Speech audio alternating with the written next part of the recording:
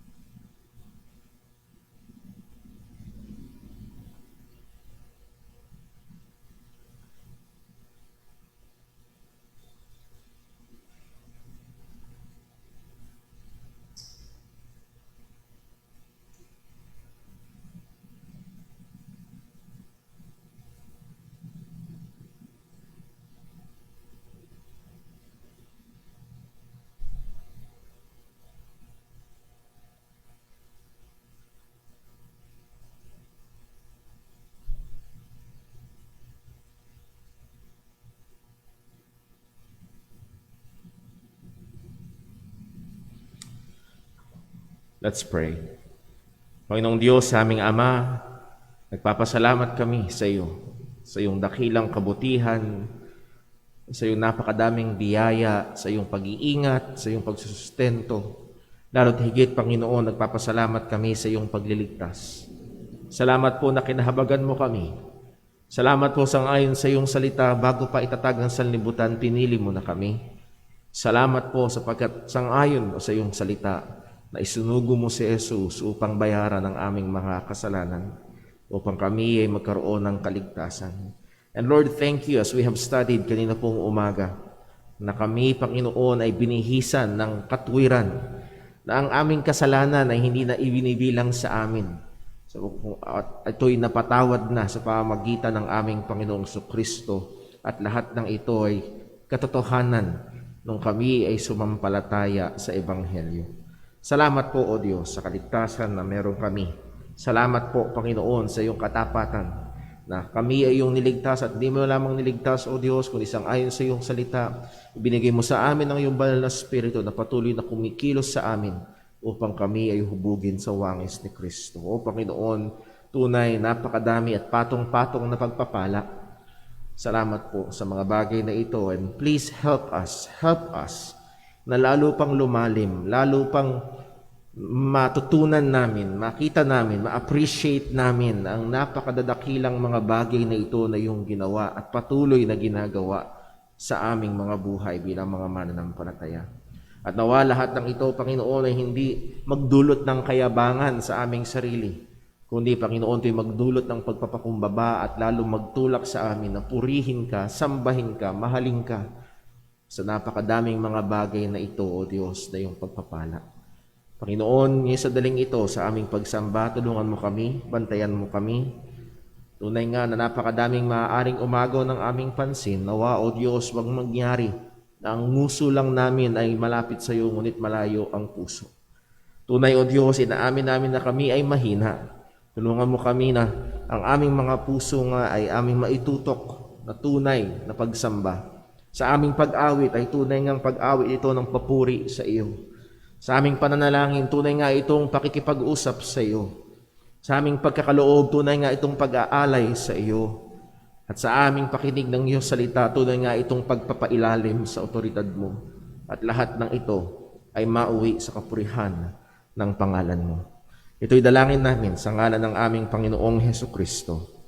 Amen. Tayo po tumayong lahat at tayo po ay umawit sa Panginoon.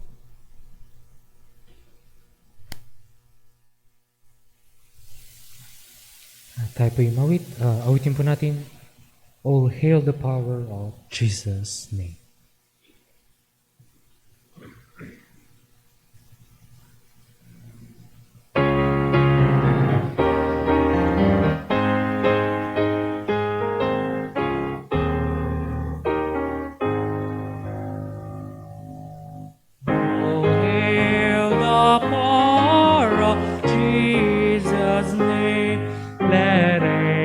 Prostrate fall, let angels prostrate fall, bring forth the royal diadem and crown him, crown him, crown him, crown him, and crown him Lord of all. Chosen seed of Israel's race, he ransomed from the fall, he ransomed from the fall. Hail him who saved you by his grace and crown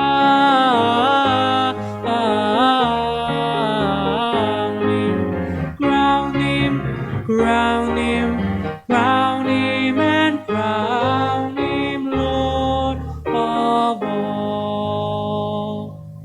Let every kindred, every tribe on this terrestrial ball, on this terrestrial ball, to him all majesty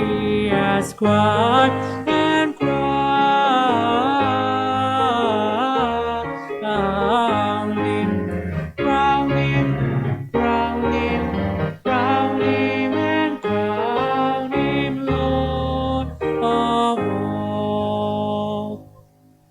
O thou with yonder say, where John we as with men all, we as we may fall, will join the everlasting song and crown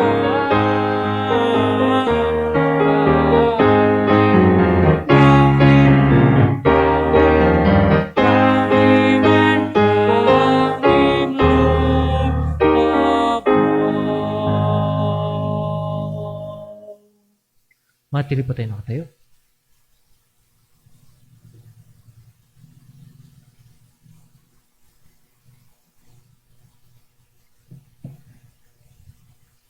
Para po sa ating pagbabasa ng salita ng Diyos, atin pong basahin sa Book of Psalms, Psalm chapter 119.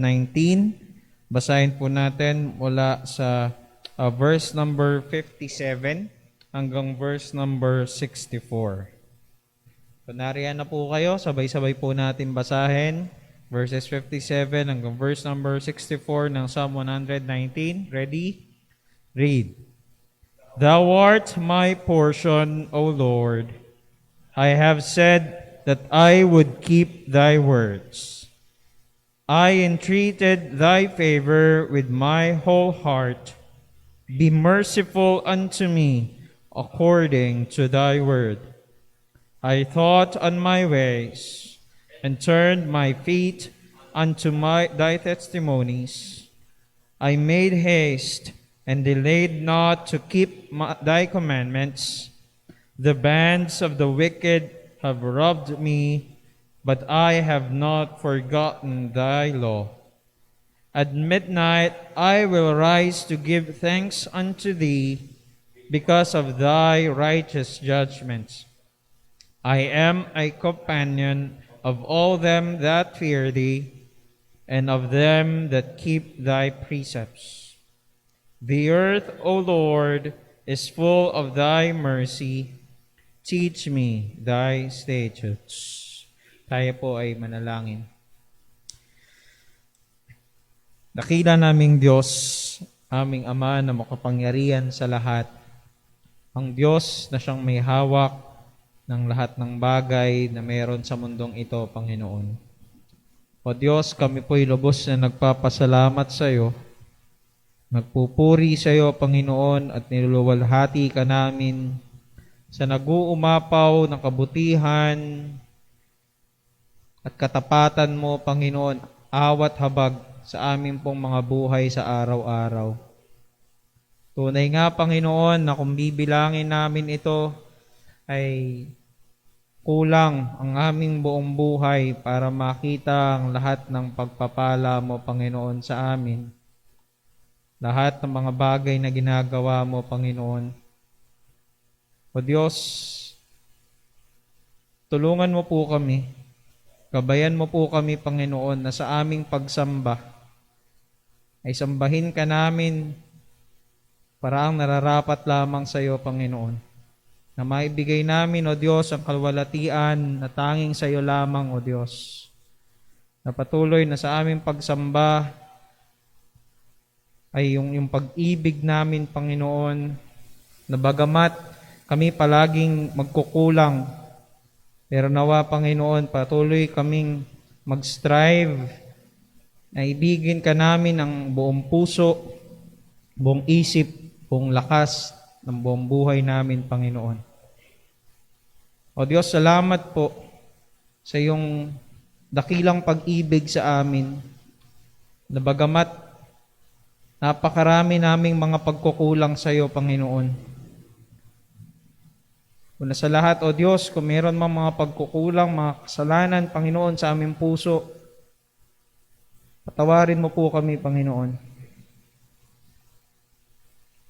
Patuloy na kumilos ka sa aming pong mga buhay, pakabanalin mo kami, maging ayon sa wangis ng iyong anak na si Jesu Kristo. Panginoon, salamat po sa dakilang pag-ibig mo. Bagamat hindi kami karapat-dapat, Panginoon, ay namatay ang iyong bugtong na anak na si Jesus para sa amin, para kami, Panginoon, ay iligtas sa aming mga kasalanan. O Diyos, salamat po sa lahat ng kabutihan mo, Panginoon, sa amin. Patuloy na sa aming pagsamba. Kumilos ka, Panginoon, at sa lahat, sa pangaral ng iyong mga salita na aming maririnig, Panginoon, mamaya, ikaw ang magturo, ikaw ang gumabay, ikaw ang magpatnubay, ang iyong banal na Espiritu, Panginoon, ang mangusap sa aming mga puso. Salamat po, Panginoon, sa iyo. Purihin ka. Ito po ang aming samot dalangin sa matamis at mga pangyarihang pangalan ng aming Panginoong Yesus. Amen at amen.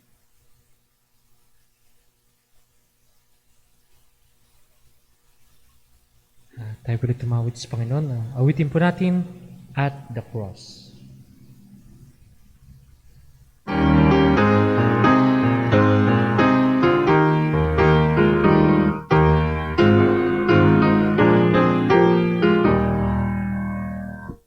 Alas, in my Savior, and in my sovereign God, worthy to go, the sacred and for such a work as I.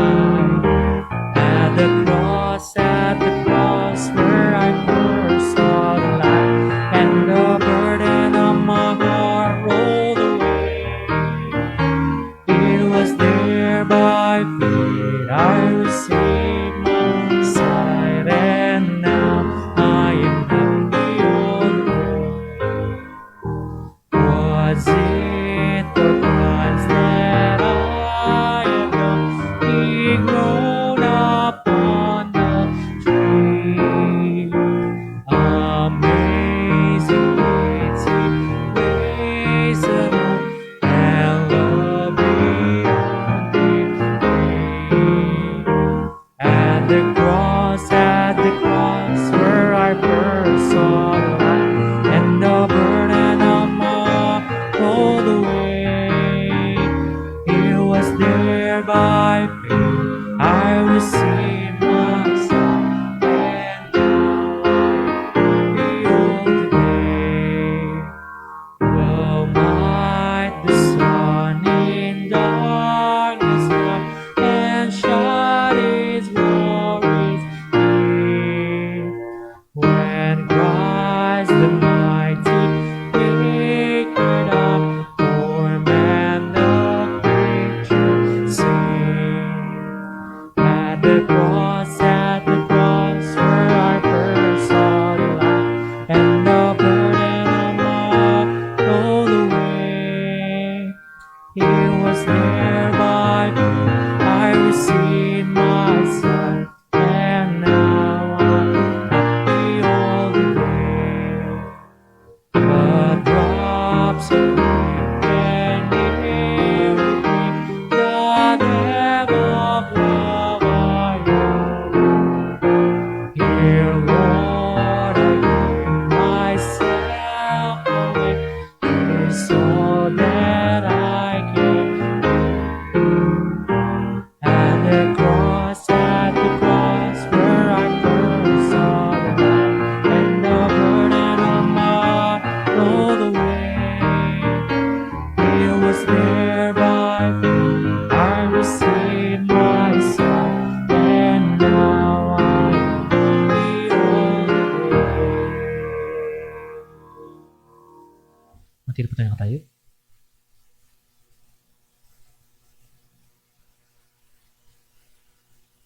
Amen. Para po sa ating pagkakaloob, basahin po natin ang mga talata sa Biblia. 2 Corinthians chapter 9, verse 6 hanggang 8. Sabay po natin itong basahin. Handa mga kapatid, ready? Read. At this I say, he which soweth sparingly shall reap also sparingly, and he which soweth bountifully shall reap also bountifully. Every man according as his purpose in his heart, so let him give, not grudgingly or of necessity. For God loveth a cheerful giver. And God's able to make all grace abound toward you, that ye, always having all sufficiency in all things, may abound to every good work. Amen. Let's pray, mga Ama naming Diyos na nasa langit, Lord, kami po ay nagpupuri. Papasalamat po sa inyo, Panginoon, sa gabing ito. Sa iyong biyaya, Panginoon, kami po ay nakaharap sa inyo, pamamagitan po ng iyong anak, aming Panginoon sa Kristo, kaya po kami nakakalapit sa inyo, Ama. Muli salamat po, muli sa biyaya ng kaligtasan na ipinagkaloob sa bawat isa na sumasampalataya po sa inyo, Ama.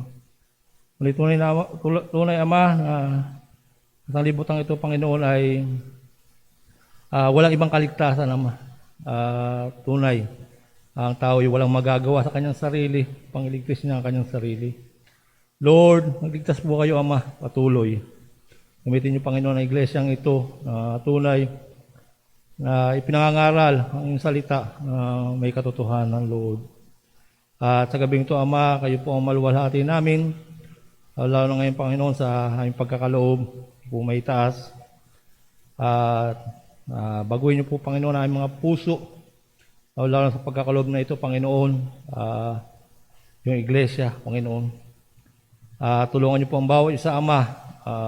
Alam namin, kami hubad sa iyong harapan, kita niyo ang bawat lihim, mga kasalanan, Panginoon, na natago sa amin. Lord, patawad po muli mga kasalanan ito. Tunay, tulungan niyo po kami na patayin pa, Panginoon, ang mga nakatahang kasalanan sa amin, Panginoon, upang kami mamuhay na may kabanalan po sa iyong harapan. Diyon, Panginoon, lumalim pa kami sa pagkakilala sa inyo. Makilala pa namin kayo, Panginoon, lubos upang kami mamangha at magpuri, ang pinakamatas na pagpupuri, Ama. Tulungan niyo po ang bawat sa Ama, hindi po sa pangaral ng salita. Tulungan niyo po ang aming pastor, si Brother Paul. Tulungan niyo po siya. May pangaral ang iyong salita, may katotohanan, may paliwanag ng maayos, Ama, ang iyong salita. At bigyan niyo po siya, Panginoon, ng wisdom, Panginoon. Talinuhan na nagmumula sa inyo. Bigyan niyo po siya ng kasipagan. Bigyan niyo po, Panginoon, patient, Panginoon. Bigyan niyo po siya. Ingatan niyo po ang kanyang pamilya, Timmy at Sister Jonah, Ama. At salamat pong muli, Panginoon, sa biyaya mo. Kami po ay makikinig ng salita. At kayo po ay may taas. At kami magpailalim, Panginoon, sa iyong salita. Kayo po magpala. Halagang maliligom, Ama. Gamitin niyo po sa susulong pa, Panginoon, ng iyong ebanghelyo. Muli salamat po. Ang samot dalangin at pangalan lang po ng iyong bugtong na anak, aming Panginoong Kristo. Amen. Salamat.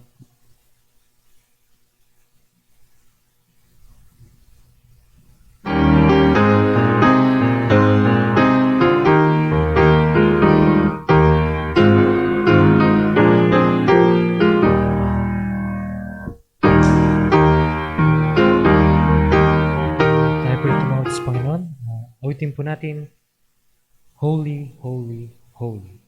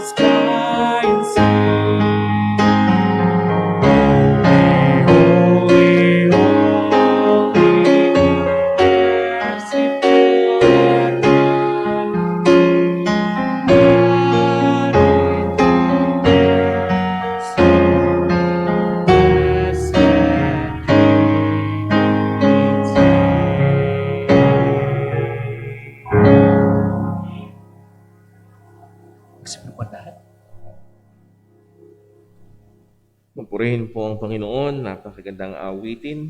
At yan ho ang ating pinagsusumikapang imintina sa ating church, mga awitin na talagang naglalaman ng mga katotohanan patungkol sa Panginoon. Tayo dumako sa pag-aaral ho ng salita ng Diyos. And as you know, tuwing Sunday evening, ay madalas tayo ho ay nasa Book of Psalms, though we are not going through the Book of Psalms, one psalm at a time, hindi ito sunod-sunod na psalms. At I hope na nagiging pagpapala ho ito sa atin.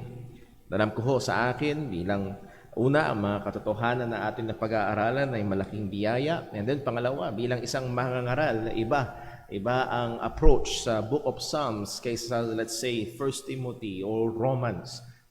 Those two are different genres sa scripture. Well, let me begin our study this evening na akin ho munang gustong hiramin ang inyong imahinasyon. Imagine niyo po na kayo ay maglalaro ng basketball. Kayo ay nasa court at hinihintay ang mga kasama. At nung magsisimula na ang warm-up, ay biglang may dumating na napakaagaw pansin na manlalaro. Ang height niya ay 6'8". Ang timbang niya ay 250 pounds. Malalebron ang taong ito. At nung pinapanood mo kung paano siya mag-warm up, hindi biro ang pag-handle niya ng bola. Nung siya ay nag-shoot, halos walang mintis. Nung sinubukan niyang mag-drive at sinubukan siyang bantayan, ay napakadali niyang nilampasan ito at dinakdak niya ang bola. Siguro habang pinapanood mo yun at ikaw ay isa sa mga maglalaro, meron kang dalawang nasa sa isip. Siya ba ay kakampi mo o siya ba ay nasa kalaban? Kaya ako sinabi ho ito dahil kung siya ay nasa kalaban, delikado kayo. Kung itong napakahusay at napakatinding manlalaro ay nasa kabilang kupunan, might as well wrap it up at uwian na. Pero kung siya ay kakampi mo, isang malaking kapanatagan, isang malaking kapahingahan at kapayapaan na merong isang malakas na nasa grupo niyo. Kaya ko sinabi ho ito sapagkat sa awit na ating pag-aaralan ngayong gabi ay ipapakita ang napakadakilang kapangyarihan ng Diyos o ang kasoberanuhan ng Panginoon na handon ng grand display ng kapangyarihan ng Diyos, particularly sa sentro sa kanyang soberanong kapangyarihan sa nature. At sa bandang dulo, itong napakadakila at soberanong Diyos na ito na pinakita ang kanyang kapangyarihan sa kalikasan, ay siya ay hindi kaaway kung hindi para sa mga mananampalataya. At ito ang kapahingahan at kasiguraduhan ng mga mananampalataya ng Panginoon. So let me invite you to open your Bibles please to Psalm 29. Psalm 29, this is a Psalm of David. Psalm 29 verses 1 to 11. Tayo po magtayo para sa pagbasa ng salita ng Panginoon. Psalm 29 verses 1 to 11. Babasahin ko ho at pakisundan nyo sa inyong mga Biblia o dito ho sa ating screen. Ito po ang salita ng Diyos. Give unto the Lord, O ye mighty, give unto the Lord glory and strength. Give unto the Lord the glory due unto his name. Worship the Lord in the beauty of holiness. The voice of the Lord is upon the waters. The God of glory thundereth. The Lord is upon many waters. The voice of the Lord is powerful. The voice of the Lord is full of majesty. The voice of the Lord breaketh the cedars. Yea, the Lord breaketh the cedars of Lebanon. He maketh them also to skip like a calf, Lebanon and Syrian like a young unicorn. The voice of the Lord divideth the flames of fire. The voice of the Lord shaketh the wilderness. The Lord shaketh the wilderness of Kadesh.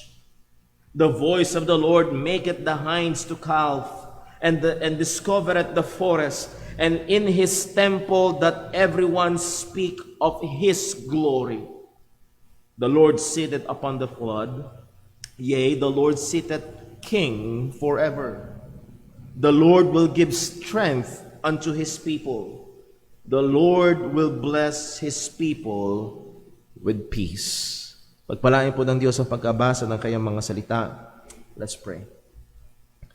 Panginoong Diyos, aming Ama sa langit, tunay karapat-dapat ka lamang sambahin, purihin, parangalan ng pinakamataas na papuri at pagsamba. Hindi dahil sa mga binigay mo, hindi dahil sa mga ginawa mo, kundi dahil kung sino ka. At dagdag pa rito ang mga binigay mo at mga ginawa mo at patuloy na ginagawa mo. O Panginoon, sa aming sandaling ito ng pag-aaral ng iyong salita, tulungan mo kami. Nawa ito'y lalong magtulak sa amin sa mas matindi at mas mainit na pagsamba. Nawa ito'y magtulak sa amin na makilala at laging hanapin ang iyong kamay, ang iyong kapangyarihan na kumikilos maging sa aming kapaligiran. Makita namin ang kadakilaan mo at itong maging kapahingahan ng iyong mga mananampalataya. O Panginoon, ikaw lamang ang maluwalhati sa aming kalagitnaan. Ito po aming dalangin sa pangalan ni Jesus. Amen. Maaari na pong magsiupo ang lahat. Ito ho ang mensahe na gusto ko hong iuwi natin at pagbulay-bulayan pagkatapos ng ating pag-aaral. The sovereign God of heaven and earth deserves the worship of His creatures, and His glorious power is the hope and comfort of those who trust in Him. Ang soberanong Diyos ng langit at lupa ay karapat-dapat tumanggap ng pagsamba ng lahat ng kanyang mga nilikha, at ang kanyang dakilang kapangyarihan ang siyang pag-asa, kumpiyansa at kapahingahan ng mga nagtitiwala sa kanya. Ilang introductory remarks po muna patungkol ho sa awit na ito. This is, as we have read and very evident, ay tinatawag na praise song. Itong awitin na ito ay nakakonsentrate at merong iisang layunin, walang iba kung hindi luwalhatiin ang Panginoon. At kagaya nung sinabi ng mga komentarista, wala man lang isang request, wala man lang isang paghingi, wala man lang isang petition dito sa awit na ito, kundi lahat ng ito ay puro patungkol sa Diyos, papuri sa Diyos, pagluwalhati sa Diyos at paanyaya na luwalhatiin ang Panginoon. Nandoon ang pagdideklara ng dakilang kapangyarihan ng Diyos sa pamamagitan ng pagdidescribe o paglalarawan sa kung paanong ang Diyos ay soberano sa lahat ng bagay. At dito particularly sa awit na ito, siya ay soberano na kumikilos in a very natural phenomenon na tinatawag ng iba na thunderstorm. Isang bagyo ng kulog at kidlat. Hindi ko alam kung nakasaksi na kayo. Hindi ito ganong kadalas dito sa atin, pero may mga lugar na ito'y madalas. Hindi siya primarily ulan, o hindi primarily napakadaming kidlat at dumadagungdong na mga kulog. At higit sa malamang, sabi ng mga komentary, particularly si Alan Ross, higit sa malamang si Haring David ay maaaring isang araw ay nasa tarangkahan ng kanyang kaharian at pinagmamasdan niya ang malawak na kapaligiran at nakita niya ang madilim na langit at nakita niya na parating itong thunderstorm na ito at dadaan at nakita niya at maaaring ito ay nagsilbing inspirasyon at ginamit ng Diyos upang isulat ni Haring David ang awitin na ito. As we have said, ang author ay si Haring David. At kagaya ng sinabi ng ilang mga commentaries, ay ang awit na ito ay merong pagkakahalintulad in its Hebrew form, ay merong pagkakahalintulad sa hymn ng mga Cananeo or mga Canaanites. At actually, merong mga komentarista na nagsasuggest na kinuha, kumbaga ito ay awiting Kananeo at kinuha ito ni Haring David. Ito'y awitin ng mga Kananeo na sumasamba kay Baal. At si Baal ay the god of storm ng mga Kananeo, mga Canaanites. At kinuha ni Haring David ang awitin na ito sapagkat alam niya na hindi si Baal ang hari ng bagyo. Merong totoong hari ng bagyo at hindi si Baal yun. At higit sa malamang, inedit daw ito ni Haring David at pinatungkol niya sa totoong hari ng bagyo. Walang iba kung hindi ang Diyos ng Biblia. Well, maaaring may katotohanan yun or maaaring may pagkakahalintulad lang talaga. At makikita ho natin sa 1 Kings, just to remind us, sa 1 Kings chapter 17 and chapter 18, kung saan nating makasusumpungan ng showdown ni Elijah sa mga propeta ni Baal. Ito'y nasa 1 Kings chapter 18, pero bago yun sa chapter 17, ano nangyari? Sinugo ng Panginoon si Elijah at sinabi ng Panginoon sa pamamagitan ng Elijah na hindi uulan at hindi dumating ang ulan. Mga kapatid, you remember the context ng panahon ni Elijah. Ang mga Hudyo, ang Israel ay nagkakasala ng idolatry at sila ay nagko-commit ng adultery sa pagsamba kay Baal.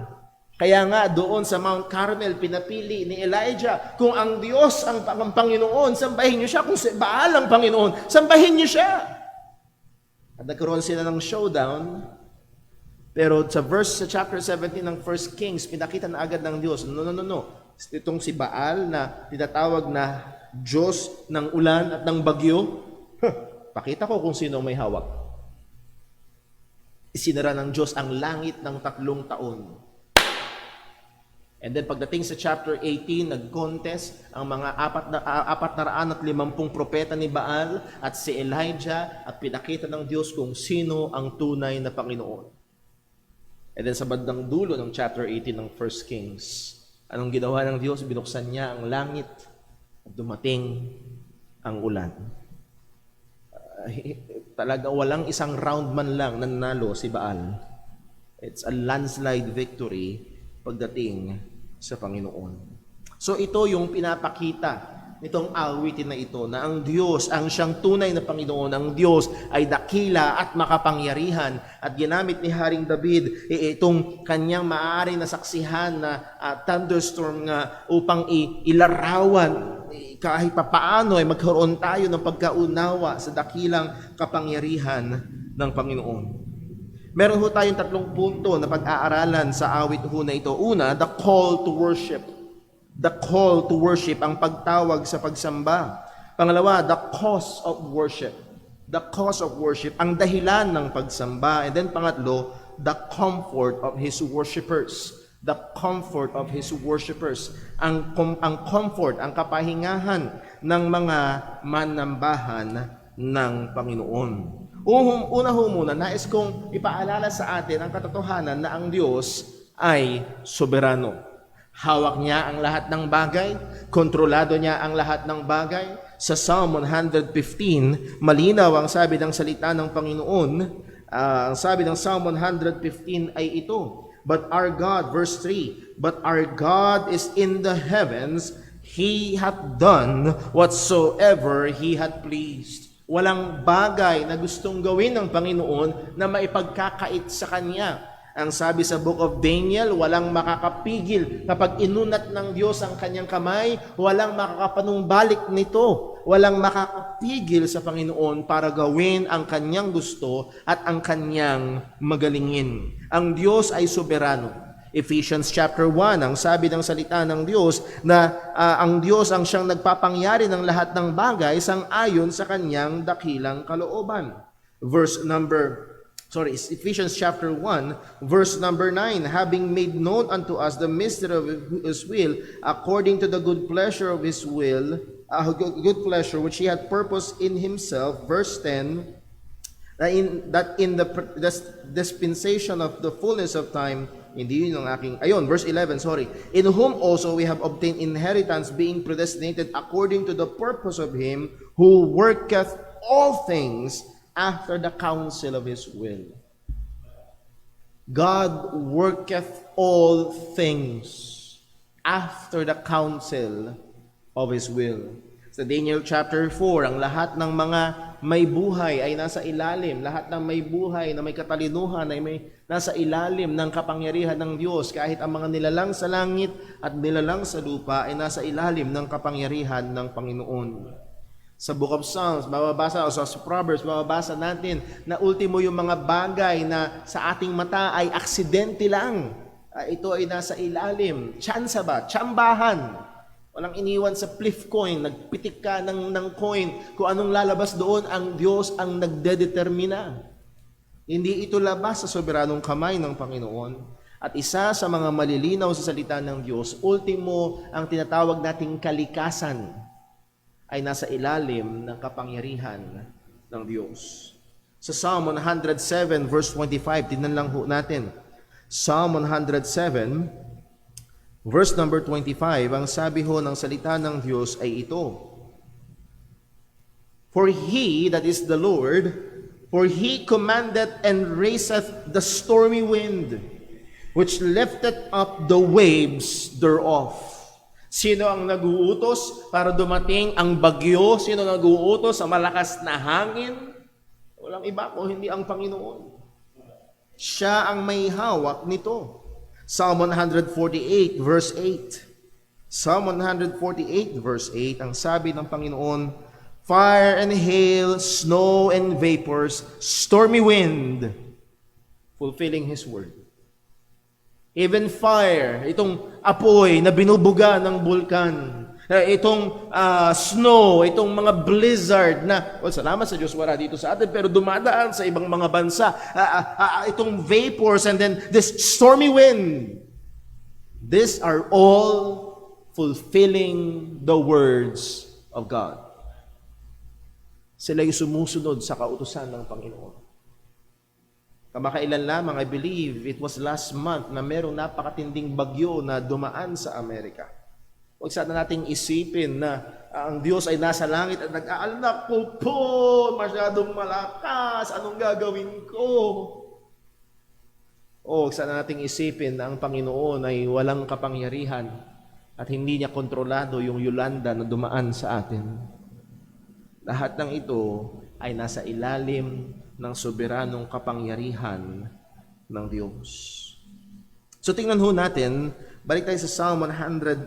So that's just to refresh our memory and reinforce yung katotohanan na atin na pag-aaralan na dati pa na ang Diyos ay soberano sa lahat ng bagay, maging sa kalikasan. By the way, as I always said, it's not Mother Nature. It is our Father God na may hawak ng mga ito. Sa Psalm 29, let's look at the first point, the call to worship, ang pagtawag o ang panawagan sa pagsamba, verses 1 and 2. Psalm 29 verse 1, anong sabi? This is a Psalm of David, maliwanag na ang author ay si David. Give unto the Lord, O ye mighty, give unto the Lord glory and strength. So naroon ang panawagan, ibigay sa Panginoon. Magbigay sa Panginoon ng kayong mga malalakas, magbigay sa Panginoon ng kaluwalhatian at kalakasan. Narito si Haring David ay tumatawag sa pagsamba sa Panginoon. Isang magandang tanong na kailangang sagutin ay sino ang kanyang tinatawag? Walang sabi ho sa verse 1, O ye mighty. Tinatawag ni Haring David ang mga dakila. Now, sa pinag-aralan niyo ho itong mga salitang ito, O ye mighty, ito ho ay dalawang Hebrew word. Hindi ko alam kung tama yung pronunciation ko doon sa una. Ito is the Hebrew word ben, and then yung word na mighty is the Hebrew word el. O ye mighty, ben el. That word ben, ang ibig sabihin ay one born or ipinanganak, branch o kaya sanga, breed or ito ay anak ng hayop, soldier, sundalo, steward, katiwala, servant, alipin, or simply means anak. And it is in the plural form. So maaaring itong sabihin na servants or sons. At actually, pag titingnan nyo sa ibang salin, kagaya sa NASB, I believe ang salin doon ay sons. And then, pagdating dun sa word na mighty, is the word El. Pamilyar sa atin ito, sapagkat ito'y sinasalin sa ibang salita rin, at minsan sinasalin ito sa salitang Diyos. God. Ito minsan ay sinasalin na mighty, minsan almighty, and minsan ito ay sinasalin sa salitang Diyos. And bakit ko sinasabi ito? Sapagkat maaaring i-translate ito sa na tinatawag ni Haring David, give unto the Lord, O ye Ben-El, sons of God. Tinatawag niya ang mga anak ng Diyos. Mga anak ng Diyos, purihin niyo ang Panginoon. Mga anak ng Diyos, ibigay niyo sa Panginoon ang kaluwalhatian at kalakasan na karapat-dapat sa Kanya. Now, kagaya nung sinasabi ho natin, pagdating sa lumang tipan, sino ang madalas na tinatawag o sino ang tinatawag ng mga anak ng Diyos? Yes, sa bagong tipan, ang mga mananampalataya, ang mga Kristiyano ay tinatawag ng mga anak ng Diyos, pero hindi lamang ang mga mananampalataya ang tinatawag na anak ng Diyos sa lumang tipan. Sa Job chapter 1 verse 6, ang sabi ho doon na dumating ang isang araw na iniharap ng mga anak ng Diyos ang kanilang sarili sa Panginoon. And that is pertaining to none other than heavenly creatures, angels. So I believe sapat ang basihan at yun din ang sinasabi ni John MacArthur, yun din ang sinasabi ng ibang mga commentaries like Alan Ross, na ang tinatawag ni Haring David, inaanyayahan niya. And yes, syempre, kasama ang mga tao, kasama ang mga mananampalataya, pero hindi huminto dun si Haring David, kundi tinatawag niya rin ang lahat ng mga nilikha ng Panginoon, even the heavenly creatures, even the angels. Give unto the Lord glory and strength. So ito ay panawagan sa pagsamba ng lahat ng mga nilikha ng Panginoon upang sambahin ang Diyos na lumalang sa atin. This is the exact same words na ginamit sa Psalm 89 verse 6. Yung word na Ben-El is the exact same word sa Psalm 89 verse 6. Ang sabi, for who in the heaven can be compared unto the Lord? Who among the sons of the mighty? Take note of the article, the mighty. Who among the sons of God? And again, pertaining to angels, most primarily. Sino may kukumpara sa Panginoon? Huwag ho natin isipin na parang level-level lang. Tao, pag nag-level up, pwede maging anghel. Pag nag-level up, pwede maging... No. Kahit sa mga anghel ay wala kang pwedeng ikumpara sa Panginoon. So naririto, tinatawag ni Haring David, O ye mighty, or ye sons of the mighty one, or ye sons of God, give unto the Lord glory and strength. And then, hindi lamang ho yun, ang sabi nga, give unto the Lord glory and strength. Naroon ang utos, give. Nandun yung panawagan, I mean, give. Bigyan. Now, hindi ibig sabihin to na kailangan bigyan ng Diyos dahil kulang siya. Hindi ibig sabihin ito na kailangan bigyan ng Panginoon para mapunuan siya o madagdagan siya ng kapangyarihan o ng kalakasan. Naalala ko ho, nung nahandoon yung mga pinapanood namin dati na mga cartoons na may mga quote-unquote spiritual na kapangyarihan. At kapag yung kasama nila ay nanghihina, ipapasa ko sa iyo, bibigyan kita ng aking... No. Hindi dahil nagkulang, hindi dahil baka napagod, kailangan siyang bigyan ng kapangyarihan. No, God in Himself have perfect intrinsic glory and power. Hindi niya kailangan ng pagdadagdag. Pero nung ibig sabihin nito, itong pagpaanyaya na bigyan ng Diyos ng kapangyarihan at ng kaluwalhatian is an invitation to ascribe, to praise God by declaring His glory and strength. Yun ang ibig sabihin ng pagbibigay sa Panginoon ng kapangyarihan at ng kaluwalhatian. Ito sa pamamagitan ng pagdedeklara at pagpupuri sa Kanya, sa Kanyang kaluwalhatian at napakatinding kapangyarihan. The word glory, pag pinag-aralan niyo yung salita, the very basic meaning is yung bigat. Yung bigat. Diba? Minsan sinasabi natin, yung salita niyan walang bigat eh. Walang laman. Kapag ang ginto ay mabigat, iyon ay mahal. That word glory is the weightiness of God, yung bigat ng Diyos. The idea nito ay the proper valuing of God. Give unto the Lord the proper value, yung tamang pagturing.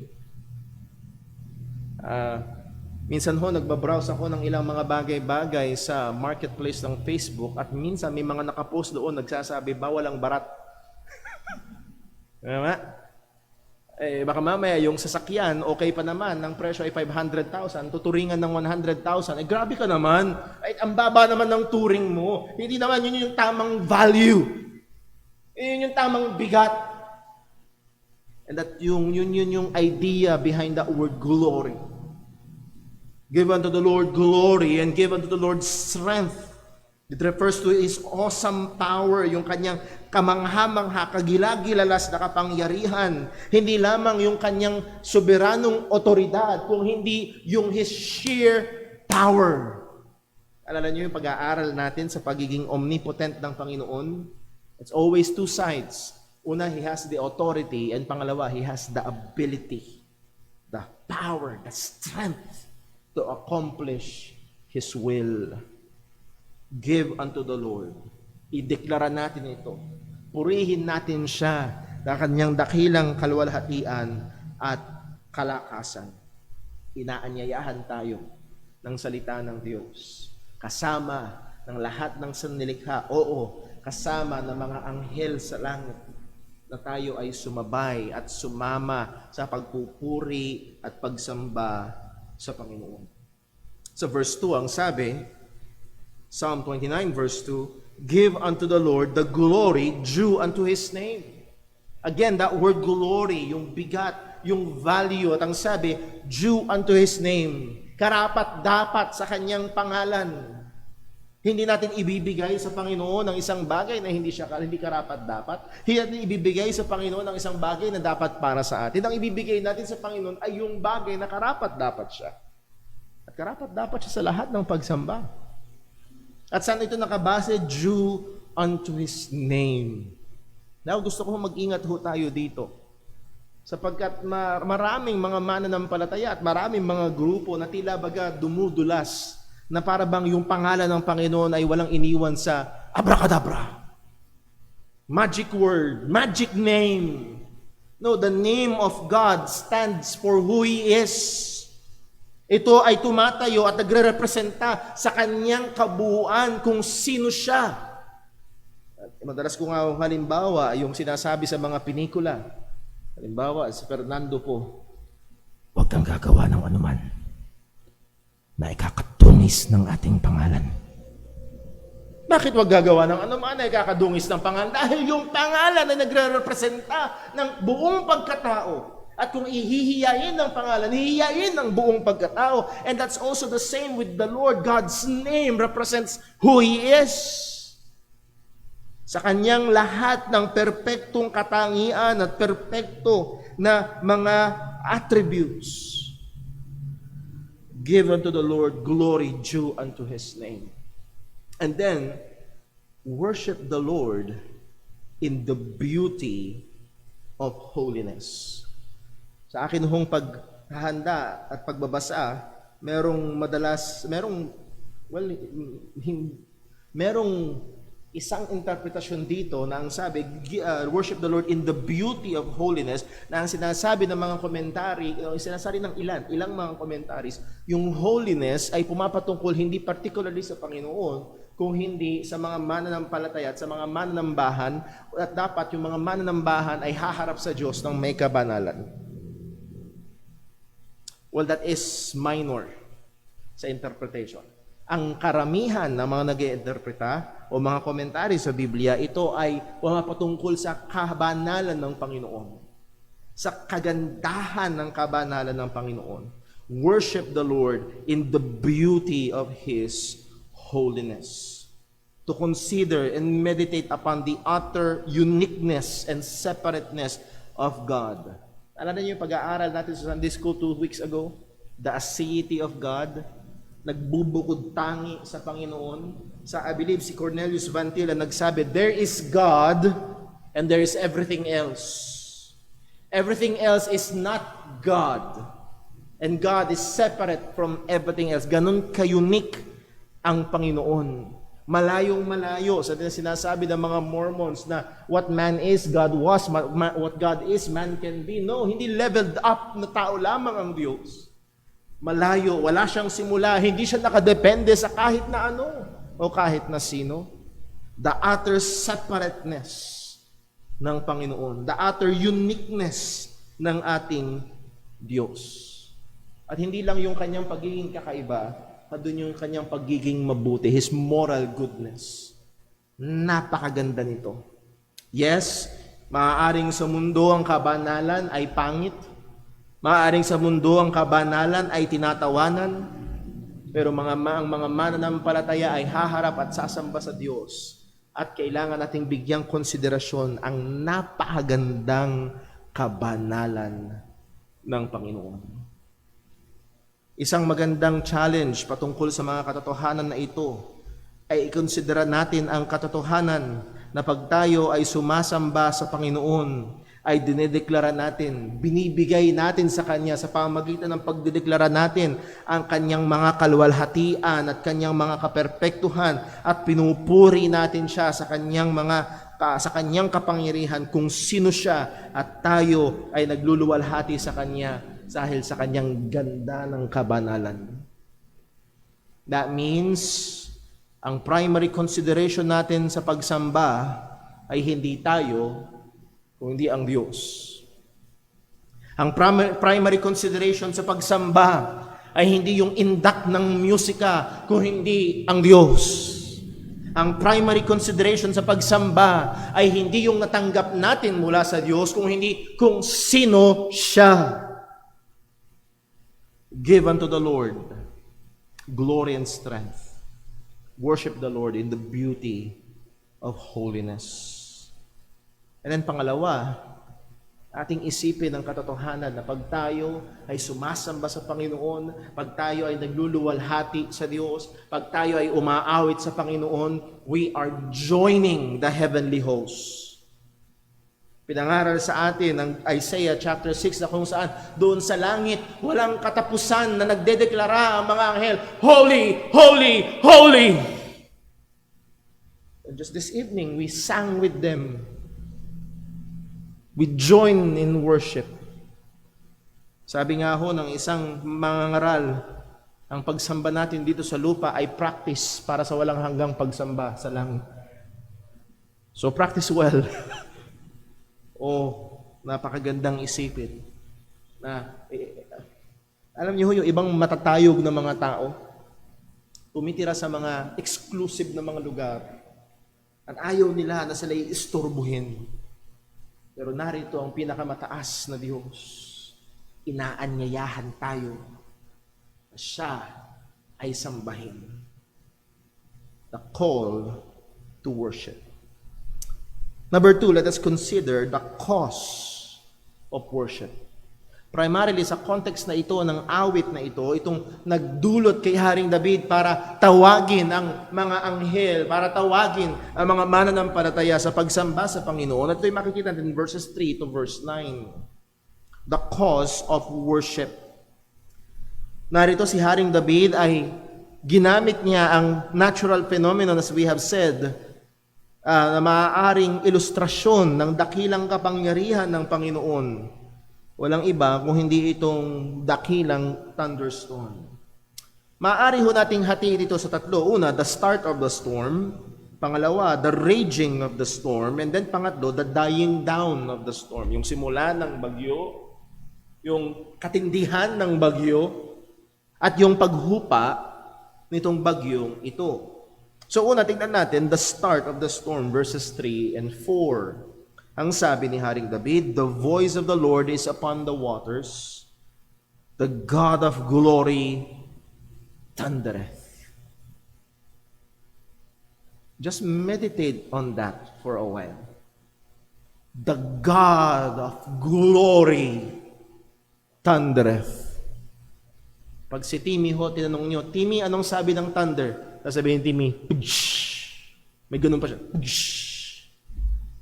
At natutunan niya sa mga nakaraang panahon na minsan ang lakas ng tindi, ang biglang kikislap ng maliwanag, ang lakas ng kulog.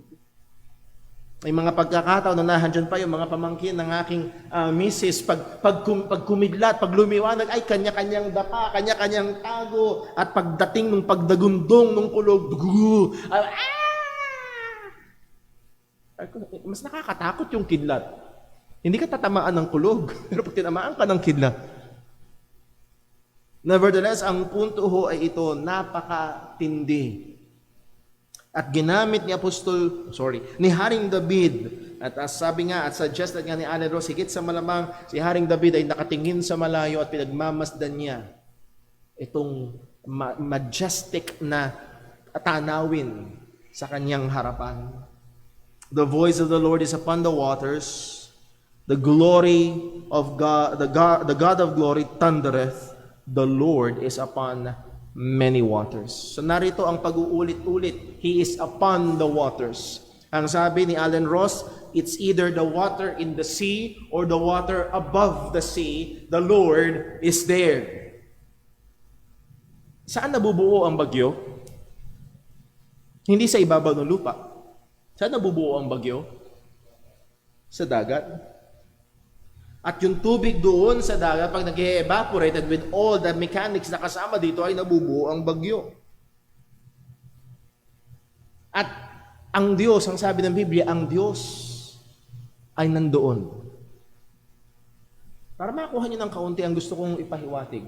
Nung nabuo ang bagyong Yolanda, hindi absent si Lord. Hindi nasobrahan. Alam niyo, minsan nagluluto tayo, nasobrahan ka ng asin, alat, pambira, ang lakas ng lasa. Hindi nasobrahan ng... No. Hindi to out of control, but God was right there. Sa bawat bagyong nabubuo, sa lahat ng mga natural phenomenon na ito, God is there. At pinapakita nito na hindi siya out of God's control, kundi nasa ilalim mismo ng control, ng supervision, ng soberanong kamay ng Diyos. Now, ang sabi ng salita ng Diyos, the voice of the Lord is upon the waters, the God of glory thundereth. Itong dalawang parallel lines na ito ay nagbibigay sa atin ng hint kung ano nasa isip ni Haring David nung sinabi niya itong mga katagang the voice of the Lord. Nung una kong binabasa ho ito, the voice of the Lord, well, ito ang boses ng Diyos, well, ito ang salita ng Diyos, it is the word of God. Well, actually, no. Sapagkat sinabi ni Haring David, the voice of the Lord is upon the waters, the God of glory thundereth. Ipinararal ni Haring David yung boses ng Panginoon sa thunder. At ito ay madalas sa Biblia, hindi madalang ito. Maraming pagkakataon na inihahalin tulad at maraming pagkakataon na dinidescribe ang salita ng Diyos. Pag ang Diyos ay nagsalita, na tila bagay ito'y dumadagundong. If you remember in Mount Sinai, natatakot yung mga tao sapagkat dumadagundong yung thunder ng Panginoon. So the voice of the Lord is upon the waters, the God of glory thundereth. So this is the very start of the storm, and God is there. Nandun ng Diyos at kontrolado ito ng Diyos. Pagdating sa verse 4, the voice of the Lord is powerful, the voice of the Lord is full of majesty. Darito ay gumamit ng dalawang adjective si Haring David para ilarawan itong kanyang higit sa malamang ito'y pinagmamasdan niya. At habang pinagmamasdan niya itong napakatinding thunderstorm na ito, ang sabi, the voice of the Lord is powerful. Dumadagundong na higit sa malamang nararamdaman mo sa iyong mga kasaw-kasuhan kapag nariyan na yung tunog, pag nahandyan na yung kulog. Nagbabibrate ang lahat ng bagay, pati ikaw nagbabibrate. It's powerful.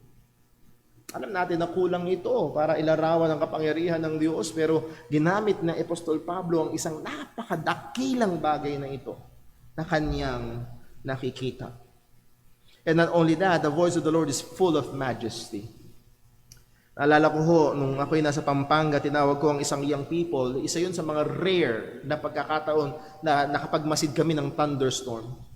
Talagang mula doon sa may kalayuan, nakikita mo talagang walang tigil. Kala mo, mayroong mga reporter na kuha ng picture at hindi nauubos yung flash. Minsan makikita mo, may sisilip na mga kidlat. Talagang tuloy-tuloy, walang katapusan. Can you imagine kung gaanong kadaming voltahe yun ng kuryente? Hindi ko na maalala kung gaano katindi ang voltahe ng isang kidlat. Pero kaya nitong magbigay ng kuryente sa isang syudad sa maraming panahon. Can you imagine? Not thousands, but millions. Talagang lumalabas lang yung kapangyarihan, yung lakas.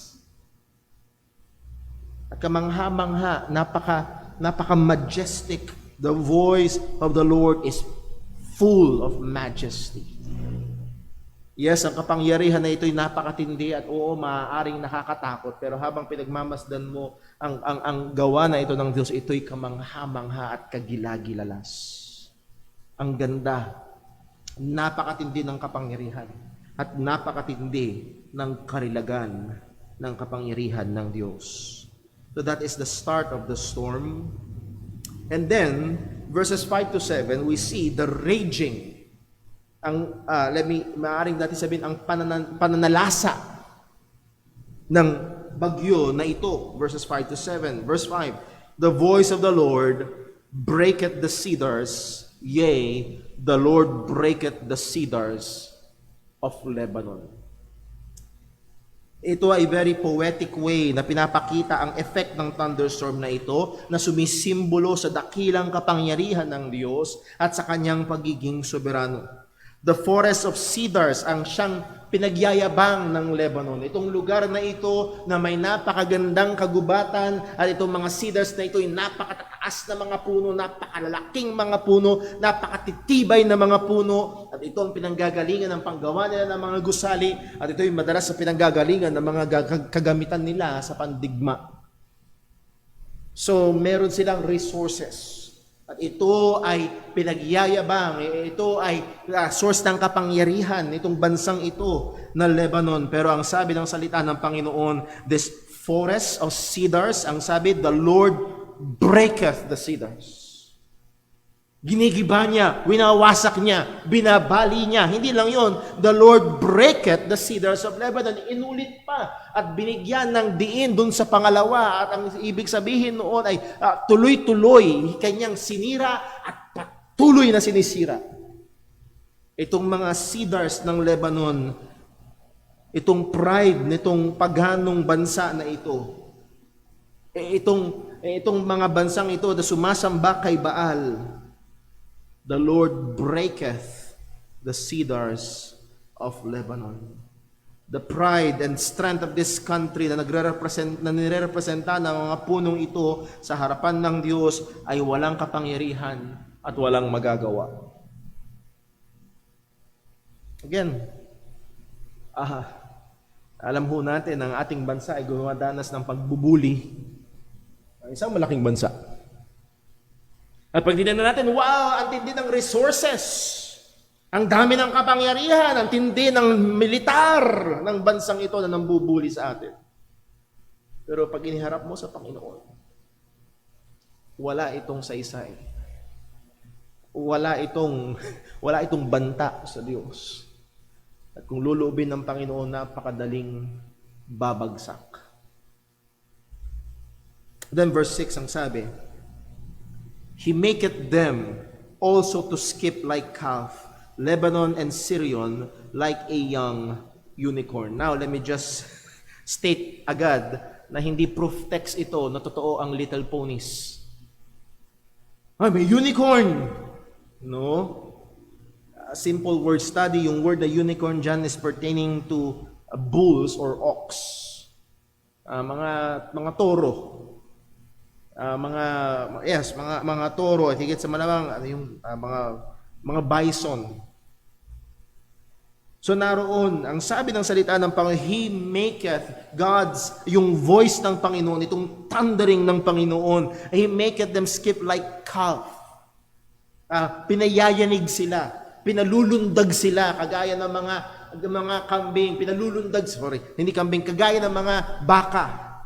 Kapag ang mga baka ay inistorbo at ginulat at sinubukang habulin ng leon, andun yung pagtakbo nila. At ang sabi ng salita ng Diyos, He maketh them to skip like calf. Lebanon and Syrian, itong mga bansang ito that in themselves ay tila baga self-sustaining, pero sila'y nayayanig, sila'y naliliglig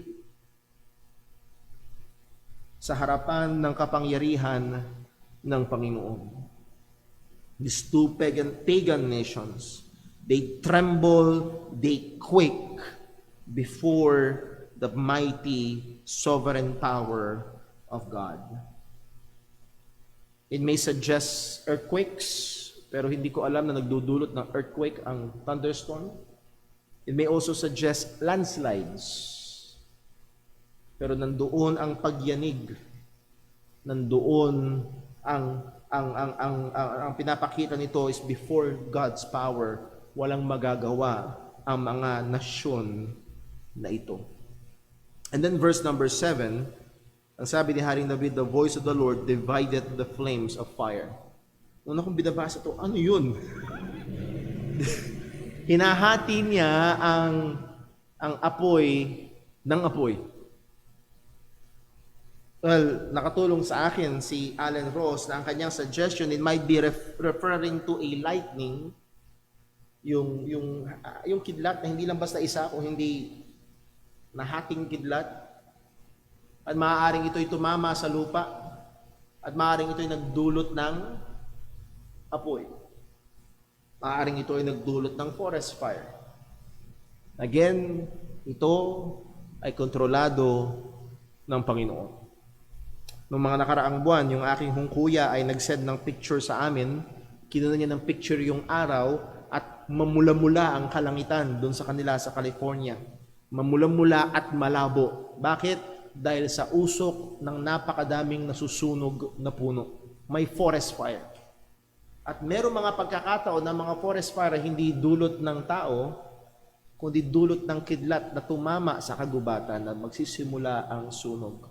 Anong ibig sabihin? Even in those fires, hindi ito labas ang soberanong kapangyarihan ng Panginoon. Pinapakita pa rin ang tindi, ang lakas, ang kapangyarihan ng Diyos na ating sinasamba. So that's the raging of the storm. And then verses 8 and 9, the dying down of the storm, yung paghupa na. So darito ang thunderstorm nagsimula doon sa may tubig, sa may karagatan, higit sa malamang ng Mediterranean Sea. At ngayon, dumaan na sa Lebanon, dumaan na sa Syrian, at siya ay pupunta na doon sa tinatawag na wilderness. At pag ang bagyo tumama na sa kalupaan at nagtagal na sa kalupaan, anong nangyayari? Ito nanghihina hanggang sa matunaw. At yung larawan na pinipinta, at higit sa malamang itong bagay na ito'y pinagmamasdan ni Haring David sa kanyang harapan. At ang sabi niya, verse 8, the voice of the Lord, and again, that is pertaining to that thunderstorm, shaketh the wilderness. So ito'y galing sa dagat, dumaan sa Lebanon, dumaan sa Syrian, at nandito na sa wilderness. At kahit pagdating sa wilderness, nandun pa rin yung tindi ng epekto nung kapangyarihan. It shaketh the wilderness. Niyayanig nito ay yung mga lahat na nasa wilderness. Anumang vegetation, merumang puno doon, it shaketh the wilderness. The Lord shaketh the wilderness of Kadesh. Ang bagyong ito, through the path na kung saan inilagay ng Diyos, kung saan ito dadaan, ito'y dumating na sa wilderness, kung saan, yun nga, yung kanyang puwersa ay unti-unti nang nawawala, pero handun pa rin yung kapangyarihan at niyayanig ang wilderness. And then verse number 9, the voice of the Lord make the hinds to calve, and discovereth the forest, and in his temple that everyone speak of his glory.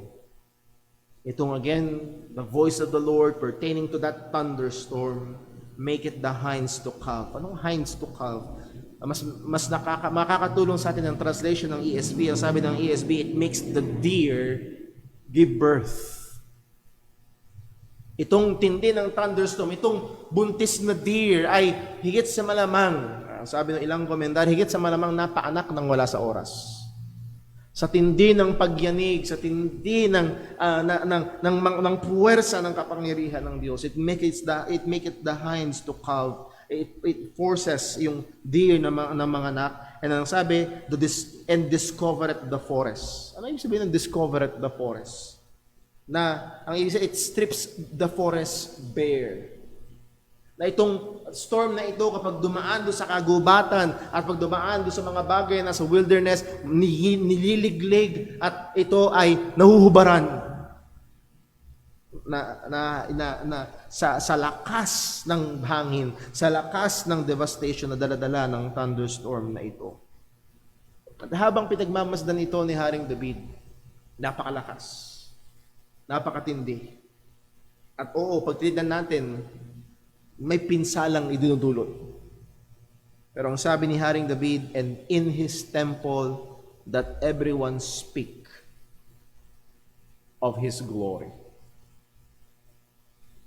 Pinag-uusapan, ang sinasaysay ay yung kalwalhatian ng Diyos. Actually, pag tininan niyo ho, yung word na his dyan is a supplied word, and everyone speak of glory. And that is the glory of God.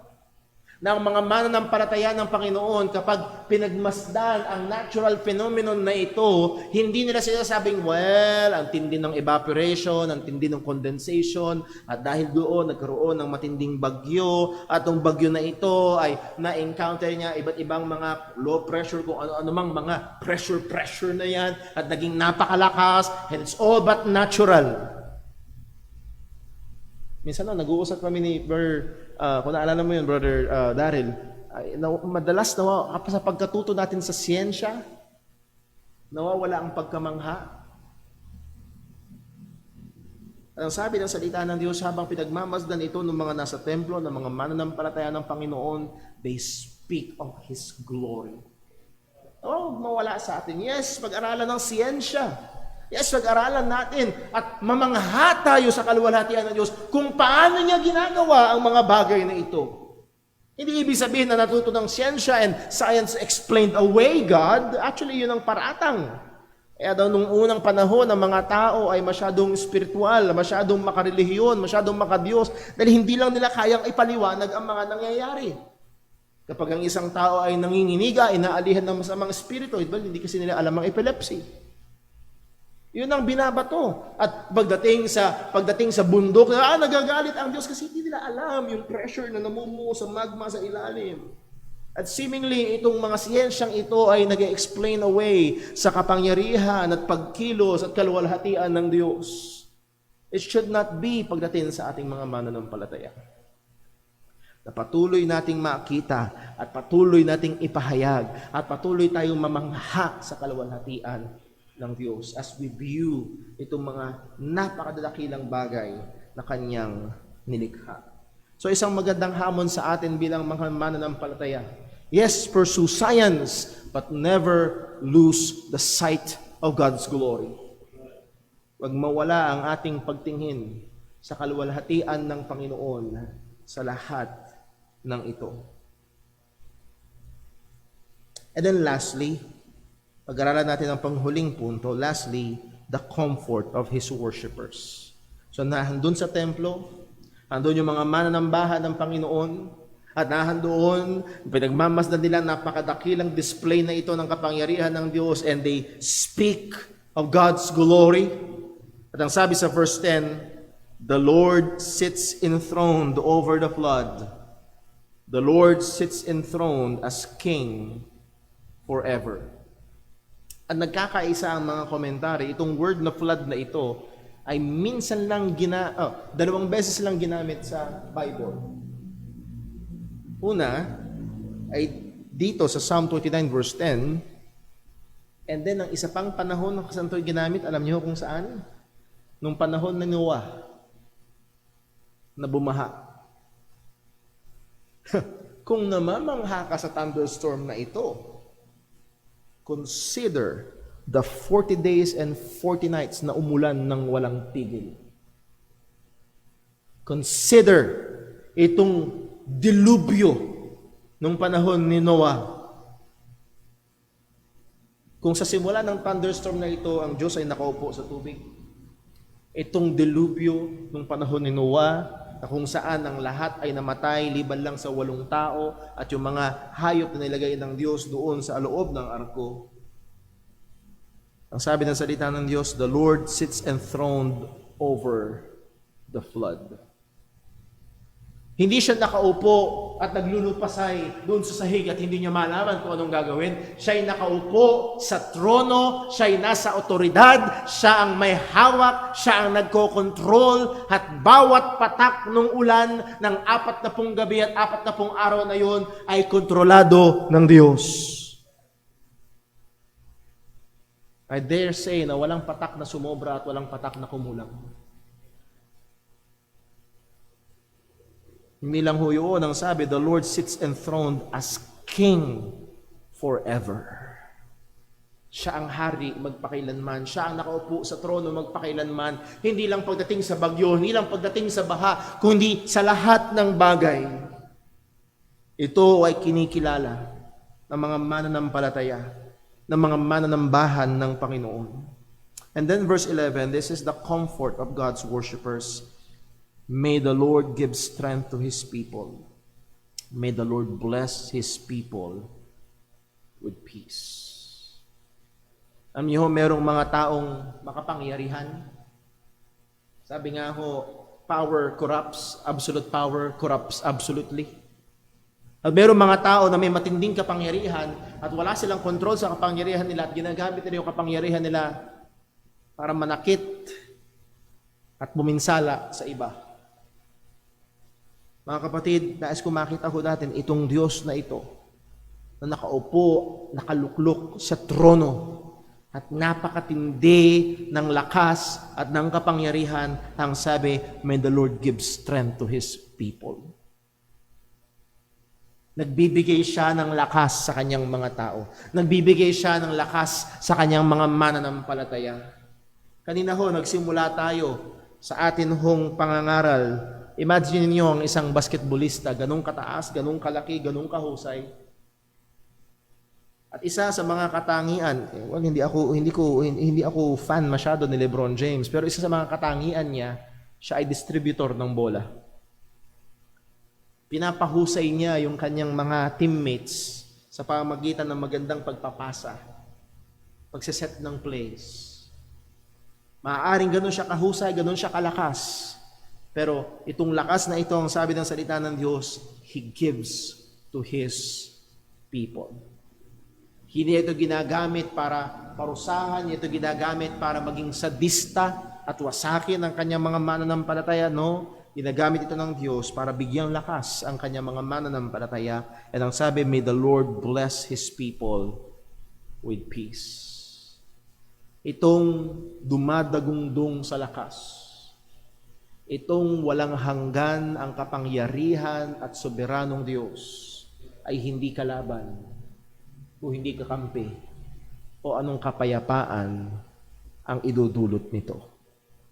Mga kapatid, right now, dumadaan pa rin tayo sa pandemya. Hindi lang soberano ang Diyos sa kalikasan. Soberano ang din ng Diyos sa virus na ito na hindi nakikita. At kung sa kalooban man ng Diyos, payagan niya at pahintulutan niya na ito ay dumating sa ating buhay, nawa, tignan pa rin natin at kilalanin pa rin natin ang kaluwalhatian ng Diyos. At tignan pa rin natin na ang Diyos ay nagbibigay ng kalakasan sa kanyang mga mananampalataya at nagbibigay ng kapayapaan. Ang lakas ng Diyos na ito, ang kapangyarihan ng Diyos na ito, ang pinagmumulan ng lakas ng mananampalataya at sandalan ng mananampalataya para sa kanyang kapayapaan. Dahil ang Diyos ay hindi laban sa atin, kung hindi para sa atin. Let me close with this illustration. Nung kami ho ay first week pa lang ng aming pagiging positive sa COVID-19 bilang isang pamilya. Message ko ang isang kaibigan, ang isang kamanggagawa. Ang sabi ko sa kanya, salamat sa Panginoon, napakabuti ng Diyos. Maaring hindi ko pa alam kung paano, hindi ko kayang ipaliwanag kung paano, pero ang sabi ng Panginoon, ito ay sa kabubuti ko, salamat sa Diyos. Ano ang sabi ng kaibigan kong pastor? Sabi niya, purihin ng Diyos, Brad. He will, ano ba yun? Paano ba sasabihin?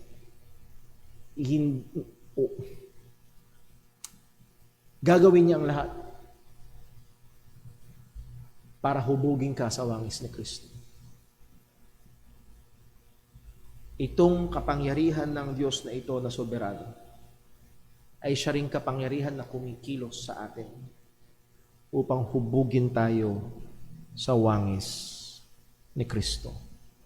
O anong kapayapaan na alam natin na maging ang pinakamahirap at pinakamasakit na maaaring dumating sa atin kung ito'y pinahintulutan ng Panginoon sa ilalim ng kanyang soberanong kapangyarihan, ito'y sa ikabubuti natin.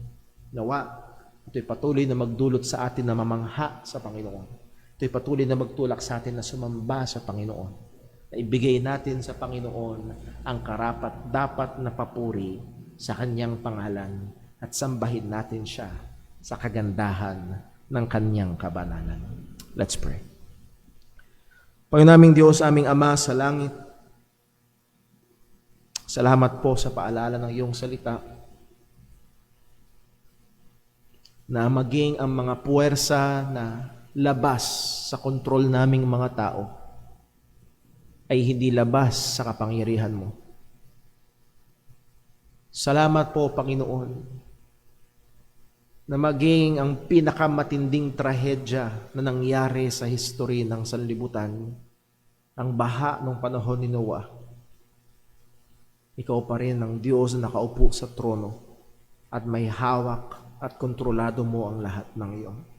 At Lord, itong pandemya na patuloy na rumaragasa, ikaw pa rin ay nasa trono.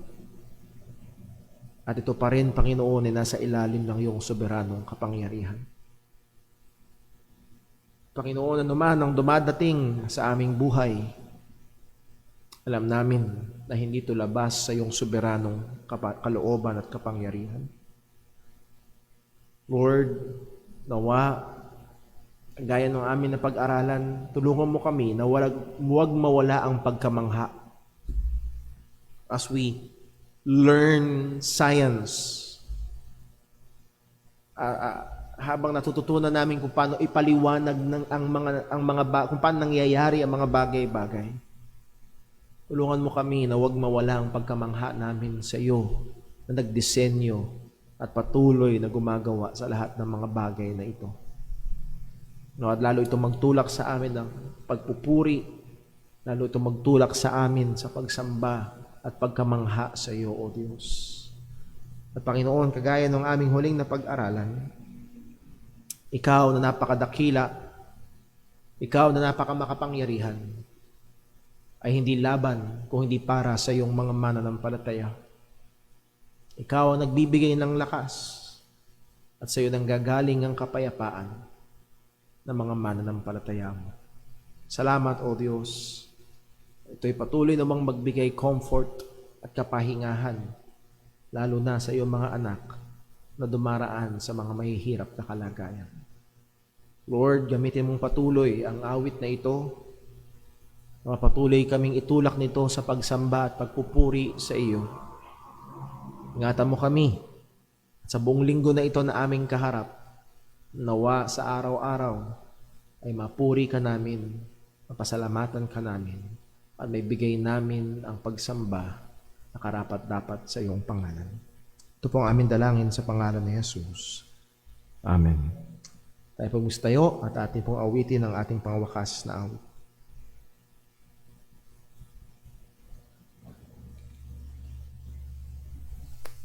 Tayo po yung awit. Awitin po natin more about Jesus.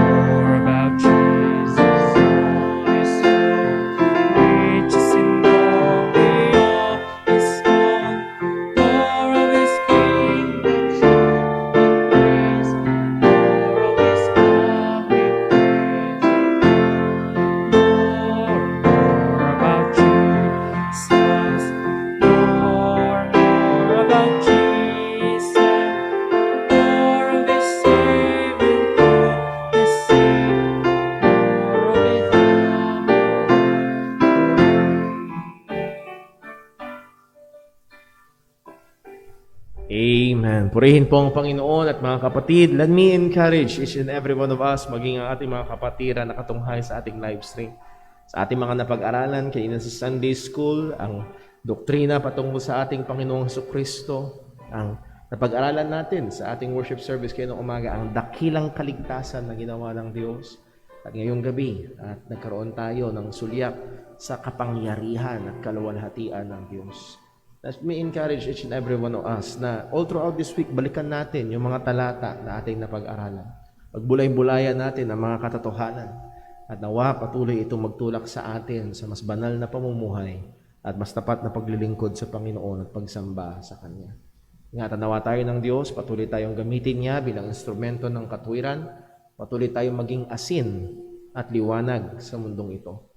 Ano man ang ating gagawin, nawa lahat ito'y mauwi sa kapurihan ng pangalan ng Panginoon. At sa ating paghiwa-hiwalay mga kapatid, nawa ang pagmamahal ng Diyos Ama, ang biyaya ng Diyos Anak, at ang presensya ng banal na Espiritu ay sumabawat isa sa atin. God bless po. Magandang gabi. We are dismissed.